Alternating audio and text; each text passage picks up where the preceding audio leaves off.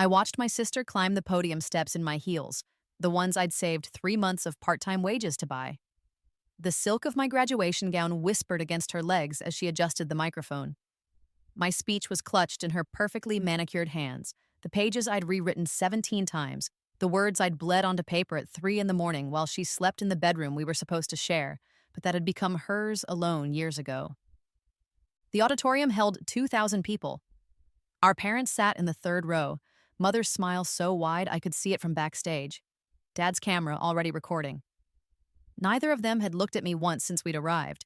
Neither of them knew I wasn't the one standing in the spotlight.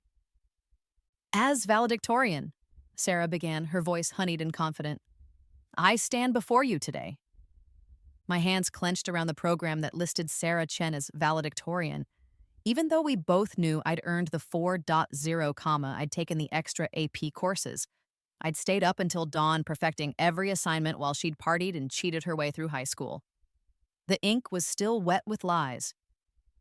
But here's what Sarah didn't know, what none of them knew. I'd died before. 3 months ago, or 3 months from now, depending on how you counted time, I would stand on the roof of our family's penthouse after graduation. After watching Sarah give my speech. After discovering she'd also stolen my acceptance to MIT by switching our application materials. After learning my parents had already written me out of their will in favor of their successful daughter, I would stand on that roof and I would step off it. Then I woke up on the first day of senior year, 6 months in the past, with every memory of my death burning in my mind. This time I'd come prepared. The speech Sarah was reading, the one she'd stolen from my laptop 2 days ago using the password she'd shoulder-surfed months earlier, wasn't the real one. The real speech, my actual words, had been published in the New York Times education section 3 weeks ago. It had been shared 40,000 times. It had been quoted by the Secretary of Education. It had won the National Student Voice Award and a $50,000 prize. And Sarah had no idea. I smiled as she reached the second paragraph, the one where I'd written about overcoming adversity.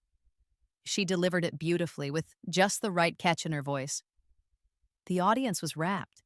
Mother dabbed at her eyes. In exactly 90 seconds, Principal Morrison would receive the email I'd scheduled. In 2 minutes, the Board of Trustees would receive theirs. In 3 minutes, it would hit the school's social media accounts.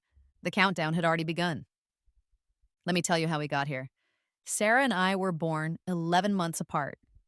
People called us Irish twins, though we were Chinese American and the term made Mother wince. Sarah came first in spring with a caul over her face that the nurses said meant she was destined for greatness. I came in winter, 3 weeks premature. So small they weren't sure I'd survive. Sarah was the miracle. I was the mistake. She got the south-facing bedroom with the window seat and built-in bookshelves. I got the converted storage room that still smelled like mothballs. She got piano lessons with a Juilliard graduate. I got a $20 keyboard from Goodwill. She got a new wardrobe every season from Nordstrom. I got her hand-me-downs and clearance rack specials from Target. We have to be practical, Mother would say whenever I asked why. Sarah has more potential. We're investing in her future. Dad never said anything. He'd nod along, then disappear into his study or his workshop, anywhere he didn't have to witness what was happening under his own roof. The thing is, I was smarter than Sarah, always had been. I learned to read at 3 while she struggled with picture books at 5. I tested into the gifted program in 2nd grade while she needed a tutor just to keep up with regular classes. By middle school, I was taking high school math while she was still failing pre-algebra. But Sarah had something I didn't. She looked like Mother. Delicate features, perfect porcelain skin, the kind of beauty that made people stop and stare. I looked like Dad's side of the family. Stronger features, darker skin, not traditionally pretty by Mother's standards. Beauty opens doors, Mother told me once when I was 12 and crying because she'd spent $2,000 on a dress for Sarah's 8th grade dance, but said my science fair project wasn't worth the $50 entry fee. Intelligence is common, prettiness is rare. We're playing to Sarah's strengths. I stopped asking for things after that. I learned to be invisible. I got a part-time job at 14, lying about my age, and I saved every penny. I bought my own clothes, my own books, my own future piece by piece while they poured everything into Sarah. High school was when things got worse. Sarah discovered early on that I was good at writing papers. Actually, I was exceptional at it. While she partied and dated and cultivated her image as the popular girl, I'd stay up past midnight writing her English essays, her history reports, her college applications. At first, she'd ask. Then she'd demand. Then she'd just take. "Mom says you have to help me," she'd say, tossing her assignment on my tiny desk. "Family helps family." If I refused, Mother would make my life hell. She'd forget to buy groceries for my meals. She'd schedule her charity dinners on nights I needed to study. She'd invite Sarah's friends over and make me serve them like hired help. Once, when I said no to writing Sarah's AP English final paper, Mother locked me out of the house for 2 days in December. I slept in the school library and told the janitor I was working on a project. Dad knew, he had to know, but he never said anything. He'd slip me $20 sometimes, or leave a sandwich outside my door. Small gestures that felt like apologies for his cowardice. Senior year was supposed to be different. I'd earned straight A's for 3.5 years while carrying Sarah's academic deadweight. I'd taken every AP and honors course available. I'd scored a perfect 1,600 on the SAT, then had to retake it because Mother insisted Sarah take it the same day, and she needed me to help her during the bathroom break. Sarah scored 1,100. I scored 1,590 the second time because a proctor was actually watching me. My GPA was 4.0, Sarah's was 3.2, and half of that was my work. But when the valedictorian announcement came, it was Sarah's name they called. I went to Principal Morrison's office immediately. "There's been a mistake," I said, showing him my transcript. "These are my grades." He looked uncomfortable. "Miss Chen, your parents have been very generous to this school. The new science wing, the theater renovation. My father's donations shouldn't affect academic standings. Your sister's GPA is quite competitive. My sister cheated her way through half her classes using my work. I can prove it." I'd started keeping copies of everything months earlier, some instinct telling me I'd need evidence. Principal Morrison's face went cold. "That's a serious accusation, one that could affect your own graduation if you can't substantiate it. Are you sure you want to go down this road?" The threat was clear. Keep quiet or lose everything. I kept quiet. In my first life, that is. I kept quiet, and I watched Sarah take my valedictorian honor, and I said nothing when she got the full ride scholarship to MIT that was meant for me.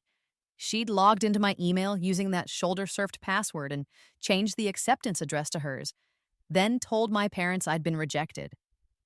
I said nothing when she gave my graduation speech and received a standing ovation. I said nothing when she was celebrated as the family's success story while I was accepted to a state school with no financial support. I said nothing until I said goodbye on that rooftop.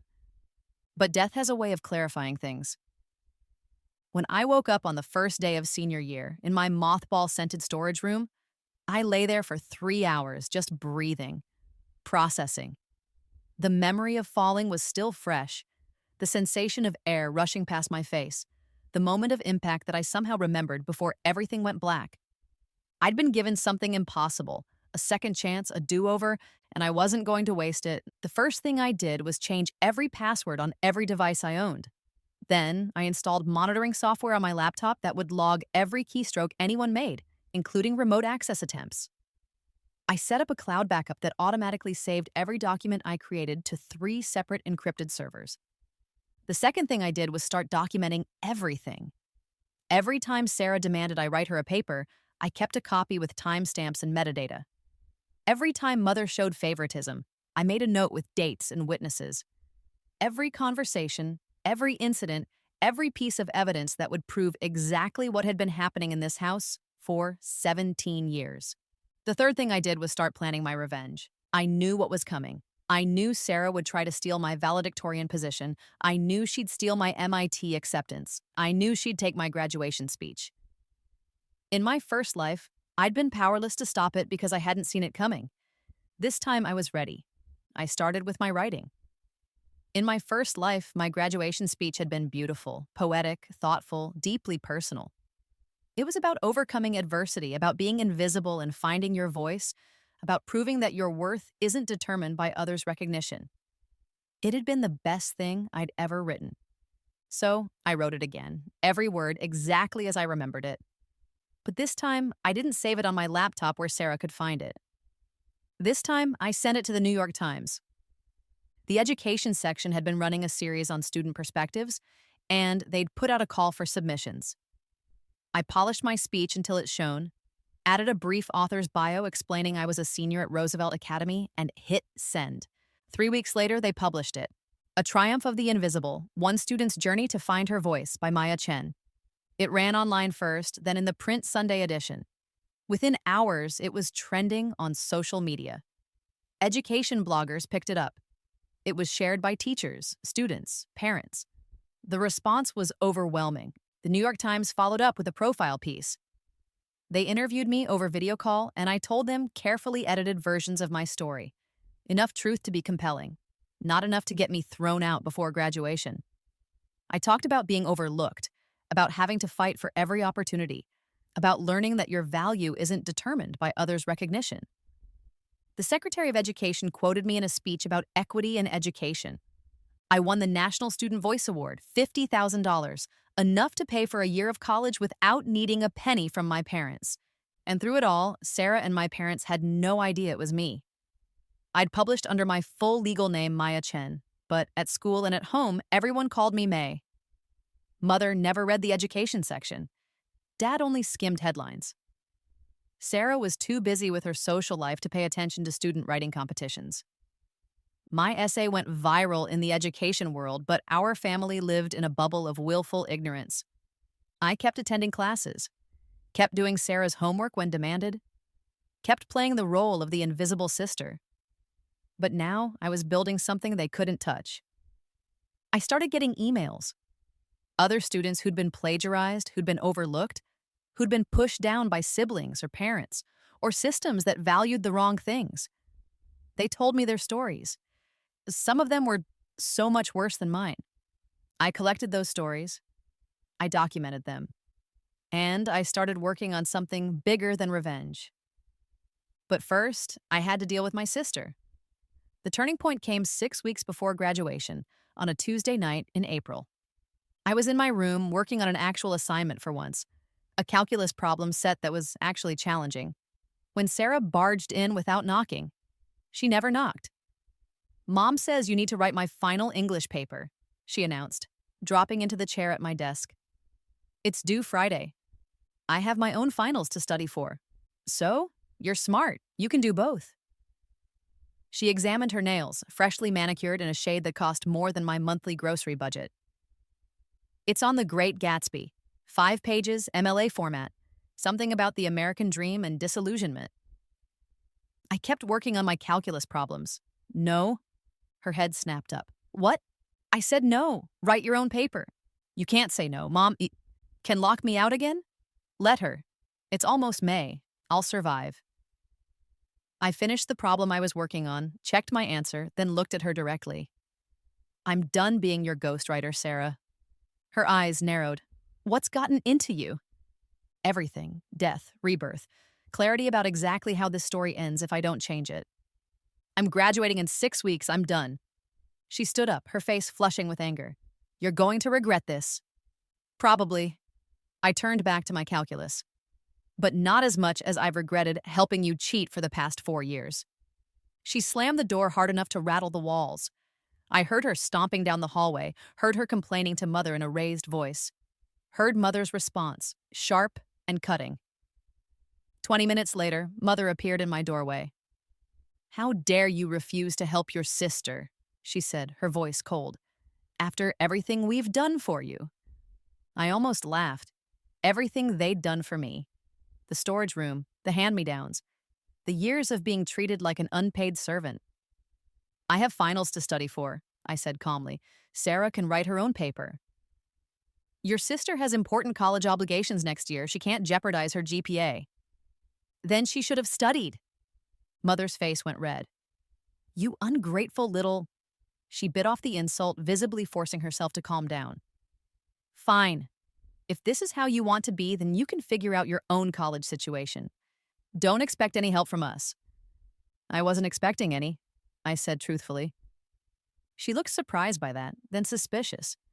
But she left without another word. I knew what I'd done. I'd broken the unspoken contract that had governed my entire life. Stay quiet, be useful, and maybe you'll be tolerated. I'd refused, and now I was officially on my own.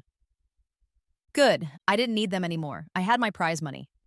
I had my story gaining traction, and I had a plan. The next day I started the second phase. I knew Sarah would steal my graduation speech. In my first life, she'd done it 3 days before the ceremony, accessing my laptop while I was at work. This time, I'd been waiting for it. I'd written 2 speeches. One was saved on my laptop in a file obviously labeled graduation speech final.docs. The one I wanted her to find. It was good, compelling, emotional. All the things a valedictorian speech should be. It was also, word for word, the speech that had been published in the New York Times 3 weeks earlier under my name. The real speech, the one I'd actually deliver if given the chance, was saved on an encrypted cloud drive she'd never access.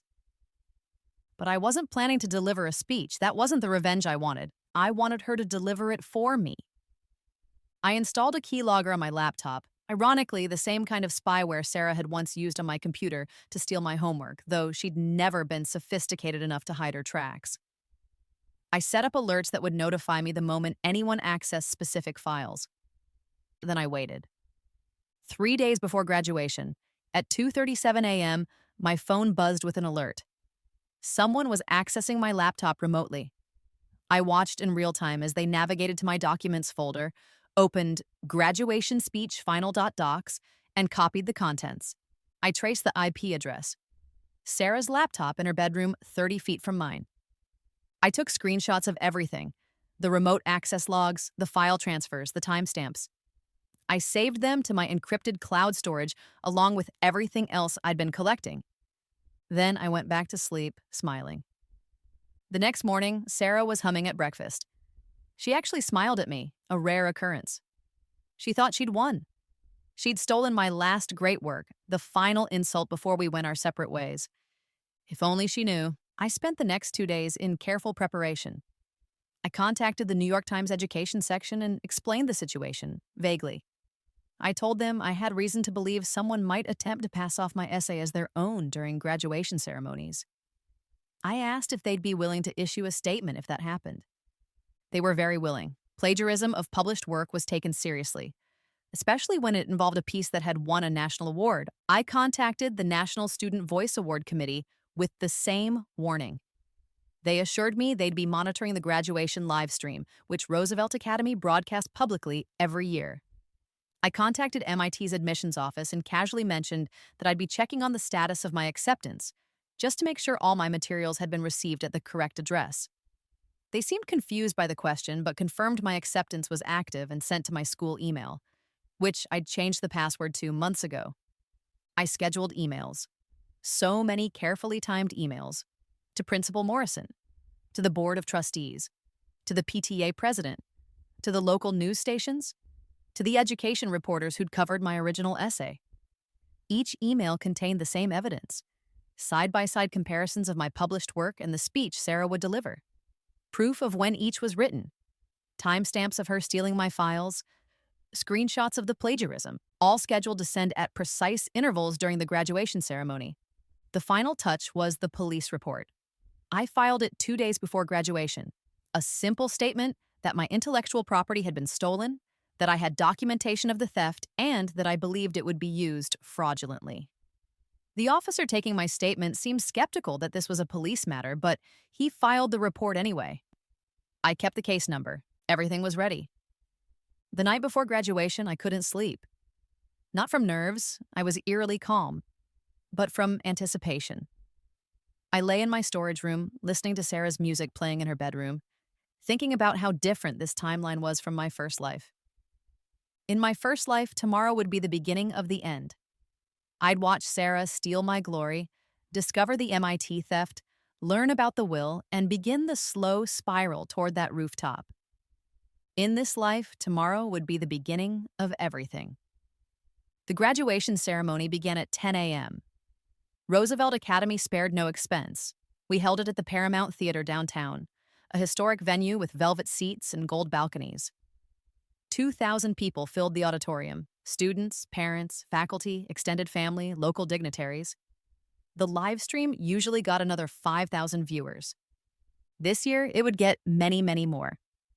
I sat in the front row with the other honor students, my real graduation gown perfectly pressed, my own heels on my feet. Sarah sat 3 seats down, wearing her identical gown, fidgeting with her stolen speech papers. She looked nervous but excited. Mother and Dad beamed at her from the 3rd row. Principal Morrison gave the opening remarks. The school board president spoke about tradition and excellence. The student council president welcomed everyone. Then came the moment I'd been waiting for. And now, Principal Morrison said, our valedictorian, Sarah Chen, will deliver the commencement address. The applause was thunderous. Sarah stood, smoothing her gown, and walked to the podium. She looked radiant in the stage lights. She looked like everything Mother had always wanted. She arranged my stolen papers on the podium and began to speak. As valedictorian, I stand before you today to talk about something that has shaped my entire high school experience, the power of being invisible. My words, my voice coming out of her mouth. We live in a world that celebrates the loud, the obvious, the traditionally successful. But some of the strongest among us are those you never see.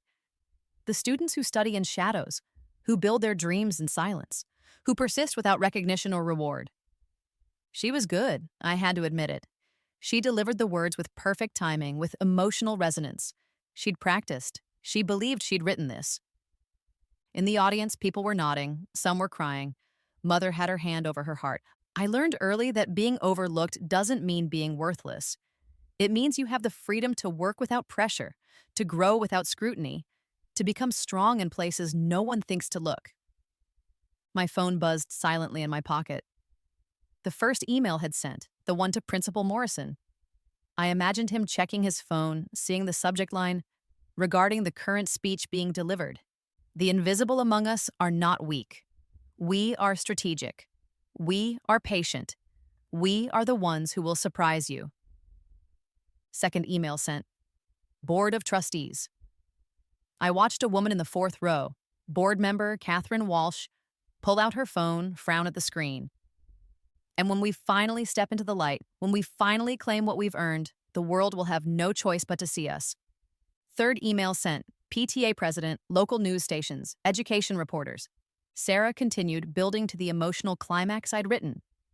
To my fellow invisible students, your time is coming. Your voice matters. Your work has value, even if no one has acknowledged it yet. Keep going. Keep building. Your moment is closer than you think. 4th email, 5th email, 6th. I watched phones light up across the auditorium. Principal Morrison's face had gone pale. He was staring at his screen, then at Sarah, then back at his screen. Board member Walsh was whispering urgently to the person next to her. In conclusion, Sarah said, reaching the ending I'd crafted so carefully, I want to say thank you. Thank you to everyone who overlooked me, who underestimated me, who thought I wasn't worth their time. You gave me the greatest gift of all. You gave me something to prove. She looked directly at me as she said it, a small smile playing at her lips. She thought she was gloating. She thought she'd won. And to those who helped me along the way, who believed in me, even when I didn't believe in myself. Her voice caught perfectly, a rehearsed emotion that would have been touching if the words had been hers. Thank you for showing me that I was never actually invisible. I was just waiting for the right moment to be seen. The audience erupted in applause. Sarah bowed her head modestly, collecting her papers. Mother was standing, cheering. Dad was wiping his eyes. Principal Morrison looked like he might be sick. Sarah walked back to her seat, glowing with triumph. She sat down 3 seats from me and didn't look my way. She was too busy basking in the attention. My phone buzzed again, a text from an unknown number. NYT here, watching the live stream. Statement going out now. I glanced at my phone. The New York Times education section had just posted to Twitter. The speech currently being delivered at Roosevelt Academy graduation is identical to A Triumph of the Invisible, an essay by Maya Chen, published in our pages 3 weeks ago and winner of the National Student Voice Award. We take plagiarism seriously and are investigating. The tweet had been live for 30 seconds and already had 200 retweets. The ceremony continued. More speeches, the diploma distribution. I walked across the stage when my name was called, Maya Chen, to polite applause. Principal Morrison handed me my diploma without meeting my eyes. I smiled for the camera and walked back to my seat. Sarah practically bounced across the stage when her turn came. Her applause was louder, more enthusiastic.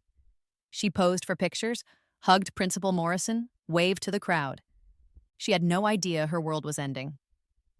The ceremony concluded at noon. Students poured into the lobby for photos and celebrations. Sarah was immediately surrounded by admirers, people congratulating her on her speech.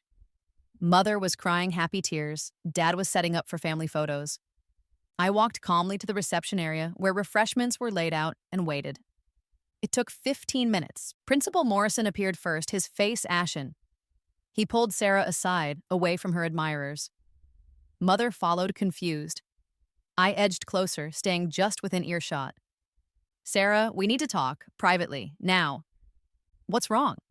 Sarah's smile faltered. Did you write your graduation speech? Of course I did. All of it? Every word? Yes. Why are you... Because it's identical to an essay that was published in the New York Times 3 weeks ago, word for word. An essay written by Maya Chen. He looked around, spotted me standing nearby.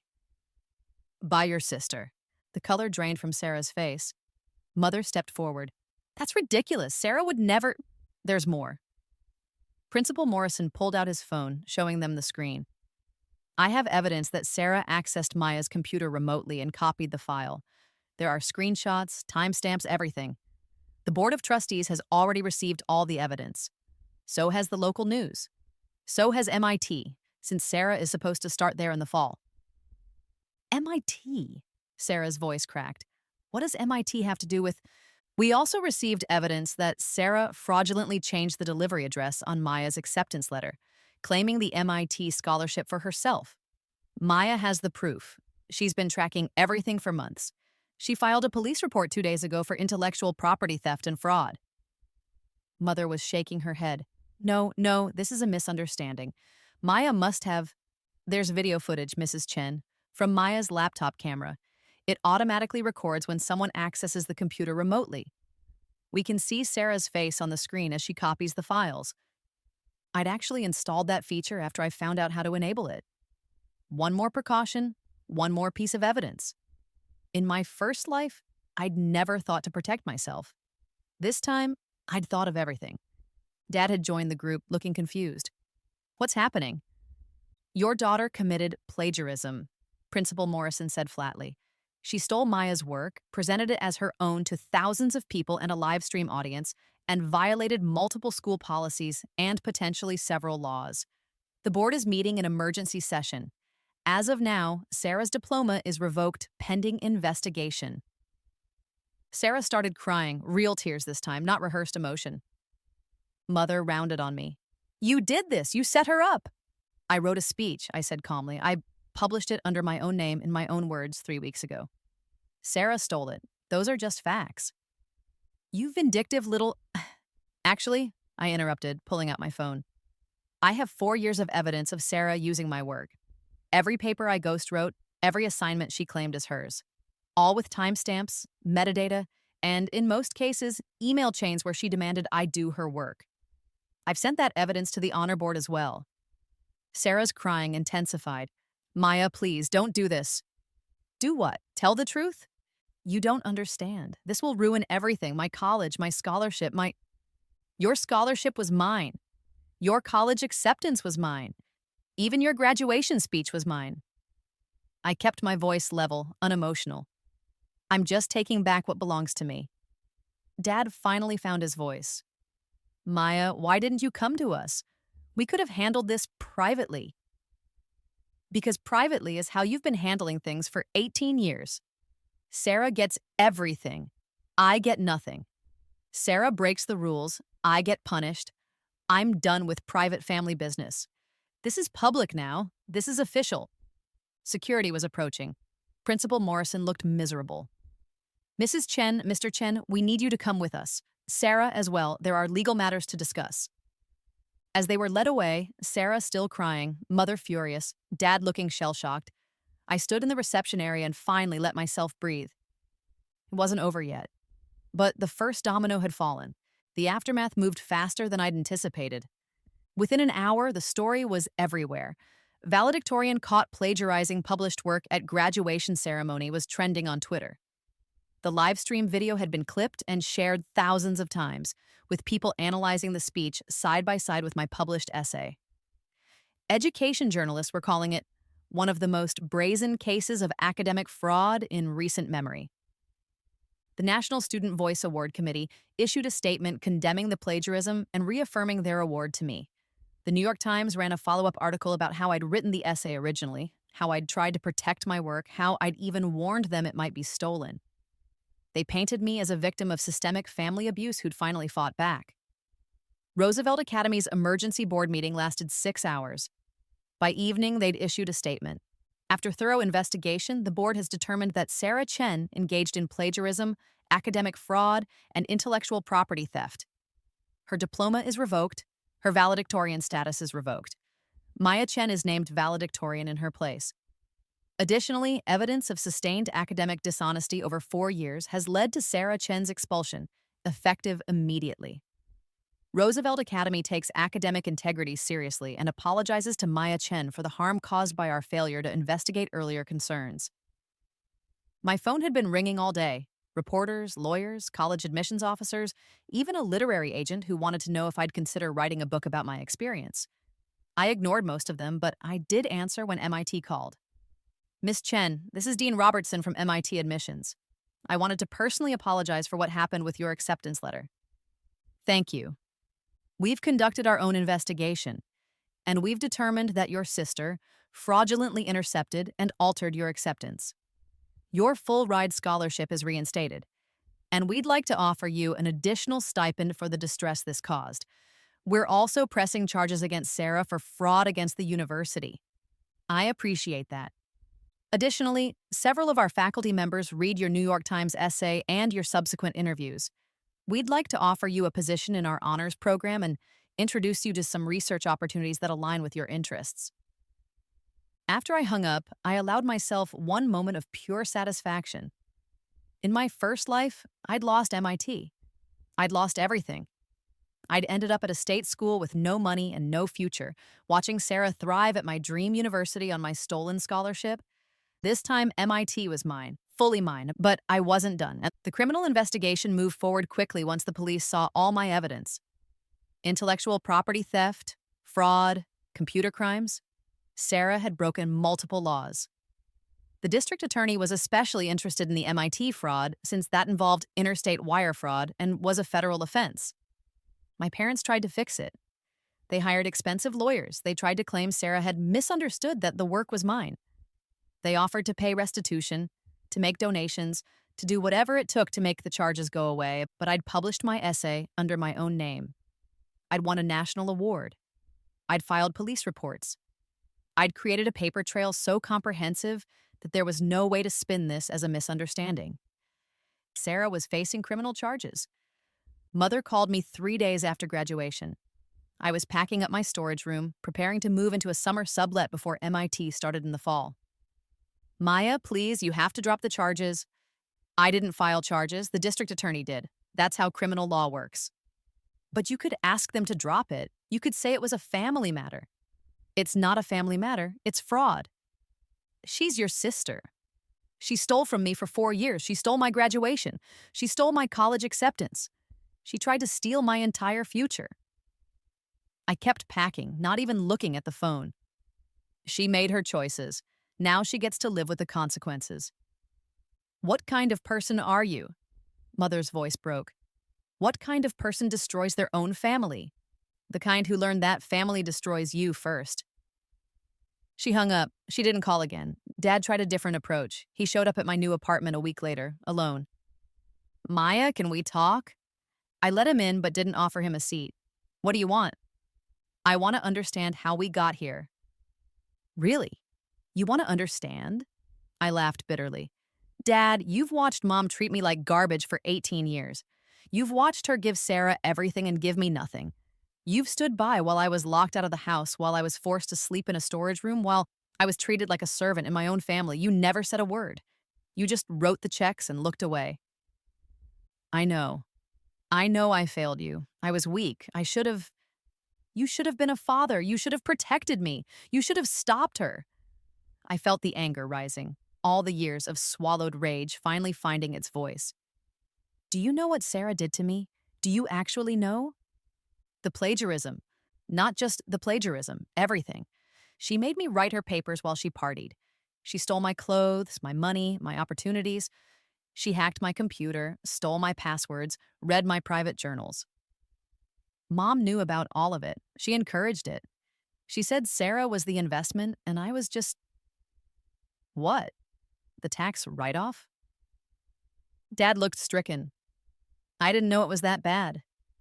Yes, you did. You just didn't want to deal with it. I turned back to my packing. I'm done being convenient for this family. Sarah's facing felony charges because she committed felonies. Mom's facing social consequences because everyone now knows what kind of mother she is.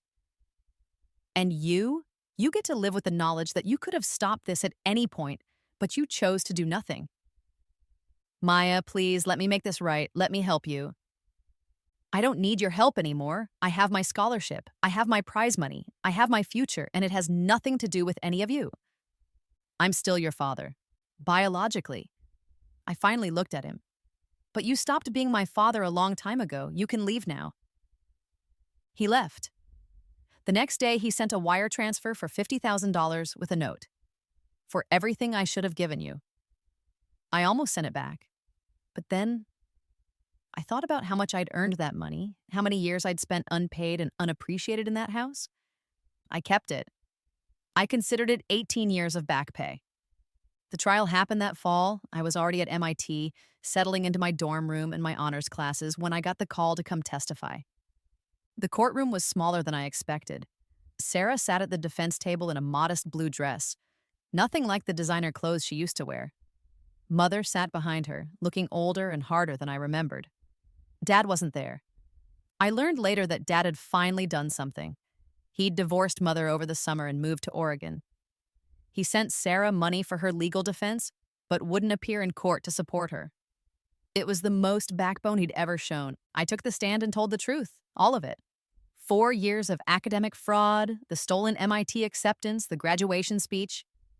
The defense attorney tried to paint me as vindictive, as someone who'd engineered an elaborate revenge scheme against her sister.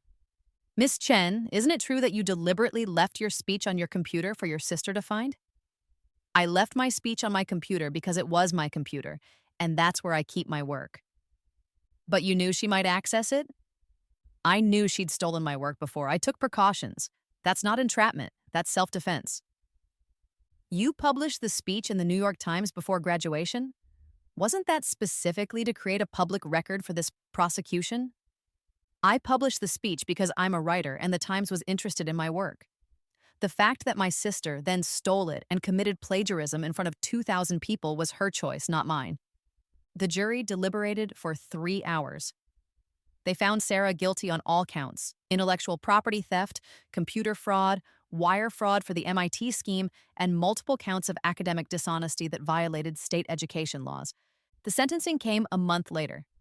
Sarah was given 2 years in a minimum security facility, 5 years probation, and ordered to repay the value of the scholarship she'd stolen, $60,000 plus my legal fees.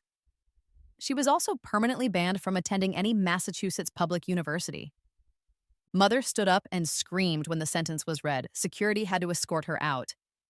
I sat in the gallery and felt nothing. No triumph, no satisfaction, no joy. Just a quiet sense that the scales had finally balanced. After the sentencing, the prosecutor found me in the hallway. Miss Chen, I want you to know that cases like this matter. You stood up for yourself when it would have been easier to stay quiet. You created a record that will help other victims of academic fraud. You should be proud. I'm just glad it's over. Is it? He looked at me seriously. Do you feel like you have closure? I thought about that question for a long time. Did I have closure? Sarah was going to prison. Mother was publicly humiliated, her social status destroyed. Dad had abandoned the family. I had everything I'd wanted in my first life: MIT, recognition, freedom. But I'd also lost my family, such as it was. I'd blown up every relationship, burned every bridge. I'd won, but the victory tasted like ashes. I don't know, I finally said. Ask me in a few years.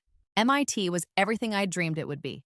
The classes were challenging, the professors were brilliant, the other students were the first peers I'd ever had who could keep up with me intellectually. For the first time in my life, I wasn't invisible. I wasn't overlooked. I was exactly where I belonged. I joined the writing club and the student paper. I started working on a book about my experience, not a memoir, but a novel, fictionalized enough to protect myself, but true enough to matter. I had interest from publishers before I'd even finished the first draft. I made friends, real friends, not people who wanted to use me or people who ignored me. People who valued me for who I was. It was strange and wonderful and sometimes overwhelming, but I also had nightmares. In them, I was back on that rooftop, back in that moment before I'd stepped off. Sometimes I'd fall again, reliving the death that had somehow unhappened. Sometimes I'd step back from the edge only to realize I was in the wrong timeline, that this was still my first life and nothing had changed. I started seeing a therapist in my second semester.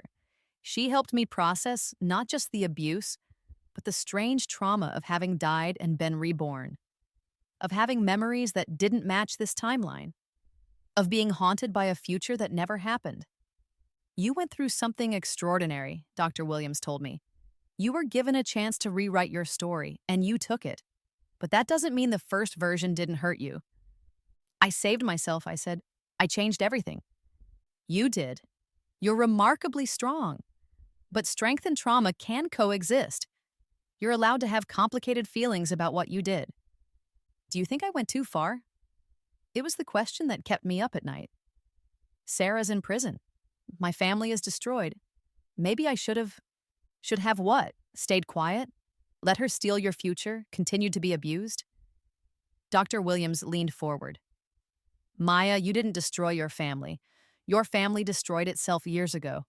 You just stopped pretending everything was fine. I wasn't sure I believed her, but I was trying to. In the spring of my freshman year, I got an unexpected email. It was from Sarah. I stared at the subject line. I'm sorry, for a long time before opening it. Part of me wanted to delete it unread. Part of me needed to know what she had to say. Maya, I know you probably won't read this, and you have no reason to forgive me. But I need to say it anyway. I'm sorry. I'm sorry for everything. For stealing your work, for years of it. For taking credit for your intelligence. For the MIT thing, which was the worst thing I've ever done. For treating you like you didn't matter. I've had a lot of time to think in here. A lot of time to realize what I did and why. Mom always told me I was special, that I deserved the best, that you were just there to help me succeed. I believed her. I made myself believe it because it was easier than admitting I couldn't compete with you on my own merit. You were always smarter than me, always more talented. I was jealous every single day of my life, and instead of dealing with that jealousy in a healthy way, I used you. I let Mom use you. I told myself I deserved it because I was pretty or popular or whatever bullshit reason I came up with. I know this doesn't change anything. I know I destroyed your trust in our relationship and any chance of being sisters. I'm going to have to live with that forever. But I wanted you to know that what happened wasn't your fault. You didn't ruin my life. I ruined it myself. You just stopped letting me ruin yours. I hope MIT is everything you wanted. I hope you're happy. You deserve to be happy. Sarah. I read the email 3 times. Then I closed my laptop and sat in my dorm room, processing. Was it a real apology? Or was it manipulation? One last attempt to make me feel guilty. Was Sarah genuinely sorry, or was she just sorry she got caught? I didn't know. Maybe I'd never know. I didn't respond to the email. I didn't delete it either. I just filed it away in a folder labeled Maybe Someday and went back to my life. That summer, after my freshman year, I did something I hadn't planned on. I went home. Not to my parents' house. I'd never think of that place as home. But to the city. To walk the streets where I'd grown up. To see the places that had shaped me. I stood outside Roosevelt Academy and looked up at the building where I'd spent 4 years being invisible. The place where Sarah had stolen my valedictorian honor. The place where it had all started to change. A part of me wanted to hate it, but I couldn't. because that building had also been where I'd learned to survive, to persist, to become strong in places no one thought to look. It had made me who I was, both times. I thought about my first life, about the Maya who'd jumped from that rooftop, the Maya who'd given up because she couldn't see any other way out, the Maya who'd thought her family's cruelty defined her worth. I wished I could talk to her. I wished I could tell her that it gets better, that there's a way through, that she's stronger than she knows. But I couldn't. That Maya was gone, erased by whatever cosmic force had given me a second chance. All I could do was live well enough for both of us. My book was published the fall of my sophomore year. Invisible No More, a novel of academic fraud and family betrayal, hit the New York Times bestseller list in its second week. The reviews were incredible. People called it searing, unflinching, necessary. It was a fictionalized version of my story, but everyone knew it was based on truth. I did interviews carefully, talking about academic fraud and family abuse without giving away too many personal details. I wanted to protect what little privacy I had left. The book made me money, enough money that I could have quit school if I'd wanted to, but I didn't want to.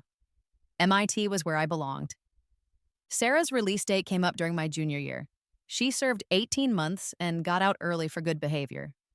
I heard through the grapevine, mutual acquaintances from high school who I'd stayed loosely connected with, that she was living with a roommate in a small apartment, working at a coffee shop, taking online classes at a community college. She'd lost everything. The privilege, the status, the easy path to success that had been paved with my stolen work. Now she was building a life from scratch, the way I'd always had to. Part of me felt vindicated. Part of me felt sad. Mostly, I felt nothing at all. Mother never contacted me. I heard that she'd moved to California, that she'd changed her name, that she was trying to rebuild her social reputation in a place where no one knew what she'd done. Good luck with that. The internet is forever. Dad sent occasional emails, brief, careful messages asking how I was, what I was studying, if I needed anything. I responded politely but distantly. He was trying, in his way. But some gaps are too wide to bridge. Senior year, I won the university's top thesis prize for my research on family dynamics and academic fraud. I'd turned my trauma into scholarship, my pain into something that might help others. It felt like closing a circle, and I graduated summa cum laude with dual degrees in computer science and literature. When I walked across the stage to receive my diploma, I thought about two graduation ceremonies. The one in my first life where I'd watched Sarah steal my speech, and the one in this timeline where I'd watched her deliver my speech to her own destruction. Both had led me here in different ways. Both had made me who I was. This time, when they called my name, Maya Chen, valedictorian, the applause was real. The achievement was mine. And when I walked off that stage, I wasn't invisible anymore. I'd never be invisible again. 5 years after graduation, I'm living in San Francisco working for a tech company that values my skills and pays me more money than I ever imagined. I've published 2 more books. I'm in a healthy relationship with someone who treats me like I matter. I'm in therapy, still processing, still healing, but genuinely happy. I get a LinkedIn message one day from someone named Sarah Chen. My finger hovers over the delete button for a long time. Finally, I open it. Maya, I don't expect you to respond, and I'm not asking for forgiveness. I just wanted you to know that I finished my degree. Community college, then transferred to a state school. I'm graduating next month with a degree in education. I want to teach high school English. I've been thinking about what you said about how I stole your future. You were right. But I'm trying to build my own future now. One that doesn't involve taking credit for other people's work. One where I actually earn what I achieve. And I'm also working with a nonprofit that helps victims of academic fraud. Ironic, I know, but I figure if I can prevent other people from doing what I did, or help people who've been victimized the way I victimized you, maybe I can do some good with the rest of my life. I'm not asking you to forgive me. I'm not asking for anything. I just wanted you to know that what you did, exposing me, prosecuting me, all of it destroyed me. But it also saved me. I was on a path to becoming someone terrible and you stopped me. So thank you. And I'm sorry, and I hope you're happy. Sarah, I read the message 3 times. Then I do something I never expected to do. I respond. Sarah, I'm glad you're building something real. I'm glad you're helping others. I don't know if I can ever forgive you completely, but I can acknowledge that you're trying to change. That matters. I am happy. I hope you find happiness too, Maya. It's not forgiveness. It's not reconciliation. But it's something, an ending maybe, or the beginning of something new. A recognition that we're both survivors of the same broken family, that we both did terrible things and had terrible things done to us, that we're both trying to build better lives from the rubble. I don't know if we'll ever be sisters again. Probably not. But maybe we can be two people who share a history and acknowledge each other's humanity. That's more than I ever thought possible. That night, I have the dream again. The rooftop dream. But this time, when I reach the edge, I don't step off. I turn around and walk back down the stairs, back into my life, back into the future I've built. When I wake up, I'm not haunted anymore. I'm just grateful. I was given something impossible, a second chance, a do-over, an opportunity to rewrite my story. And I did it. I saved myself. I took back everything that was stolen from me. I built a life worth living. The girl who jumped off that rooftop is gone. But the woman who survived, who fought, who refused to stay invisible, she's here. She's thriving. She's finally free. And that, more than any revenge, more than any victory, is the real triumph. I'm Maya Chen. I was invisible for 18 years, but I'm not invisible anymore. I never will be again.